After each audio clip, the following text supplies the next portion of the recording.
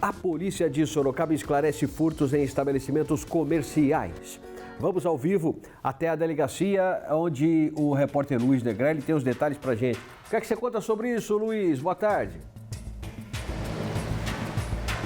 Oi, Barazal, boa tarde para você, boa tarde a todos que nos acompanham. Nós estamos no 3º Distrito Policial aqui na região do Campolim. Como você disse, a polícia conseguiu esclarecer pelo menos 19 furtos e um homem que foi identificado aí pela polícia é o autor, ele confessou ser autor de 15 desses furtos, mas dos outros 4, a polícia também já tem provas de que ele é o autor, provas por meio de câmeras de segurança, crimes aí cometidos por ele desde o início deste ano em vários bairros aqui da cidade, em restaurantes, estabelecimentos comerciais, farmácia, academia, padaria, uma lista extensa de estabelecimentos comerciais que esse homem de 38 anos cometia esses furtos. Nós estamos ao vivo aqui com o delegado titular do 3º DP, Dr. Mário Aires, que vai trazer mais detalhes para a gente sobre esse caso. Doutor, boa tarde. A primeira informação que vocês tiveram era sobre esse modo dele agir, que era algo comum em todos esses estabelecimentos que ele passava, né? Boa tarde. Boa tarde a todos, boa tarde, Barazal. Exatamente, nós com um estudo analítico dos crimes ocorridos aqui na região, dos crimes contra o patrimônio, identificou-se um mesmo modus operandi na consecutura desses crimes e aí deu-se início à investigação visando a identificação do autor. E como que era esse modo que ele agia para poder furtar esses locais? Ele agia geralmente sozinho, até então temos a informação que somente sozinho, onde ele pegava uma pedra ou qualquer outro objeto que viesse a estilhaçar as vidraças desses estabelecimentos, com o estilhaçamento e bem como a quebra dos vidros, ele adentrava os estabelecimentos e de lá subtraía o que ele conseguisse carregar. E como foi que a polícia conseguiu chegar e identificar ele? Através de diligências de inteligência, identificamos que ele tinha dessas imagens cooptadas pelos circuitos de televisão, que ele possuía uma cruz tatuada na sua mão esquerda, na costa de sua mão esquerda. Com base nessas informações foram efetivadas diligências de campo, bem como provas técnicas que identificassem ele efetivamente como sendo o autor desses crimes. E pela essa identificação da polícia, vocês chegaram a saber onde ele morava na cidade, em que local que ele estava, quem que é exatamente esse homem de 38 anos? Na verdade, ele é um cidadão que vive em situação de rua, usuário de entorpecentes, então ele não tem um local de parada.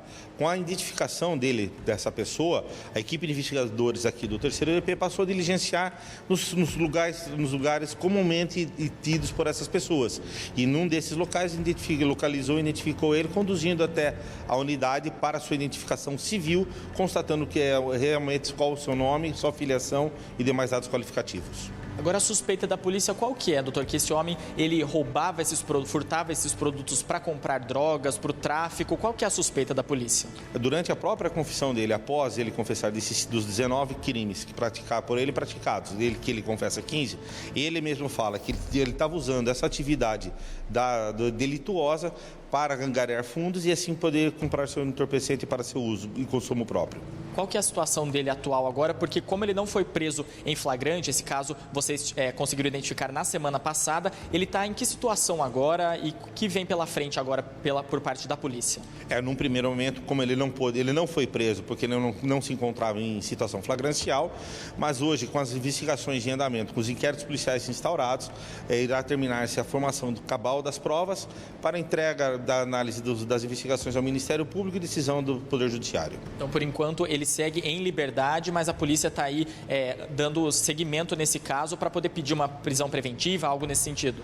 Exatamente. Com a análise probatória de todo o conjunto que será analisado, será verificado a necessidade de uma custódia cautelar e assim será representado para o Poder Judiciário. Luiz. Certo, doutor. Obrigado pelas informações, Barazal. Cumprimente aí o doutor Mário Aires, brilhante trabalho, porque foi a campo, investigação, conseguiu esclarecer. Pergunte a ele se outras vítimas, que ele eventualmente não saiba, se outras vítimas podem procurar a delegacia para aumentar ainda mais o enquadramento desse rapaz aí, desse bandido aí.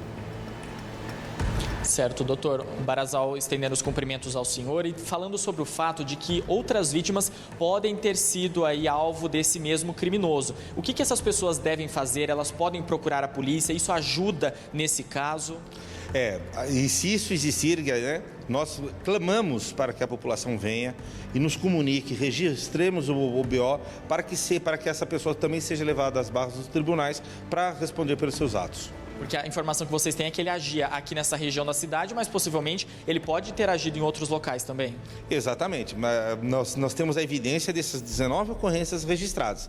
Se porventura alguém tiver sido vítima de um crime semelhante, pode nos procurar aqui o terceiro DP para a lavratura da ocorrência e respectiva investigação decorrente. Agora, doutor, com relação à pena dele, tem a pena para cometer um furto, mas por ele ter cometido vários furtos assim, a pena dele, se ele vier a ser preso, a condenação, pode aumentar pela quantidade de furtos?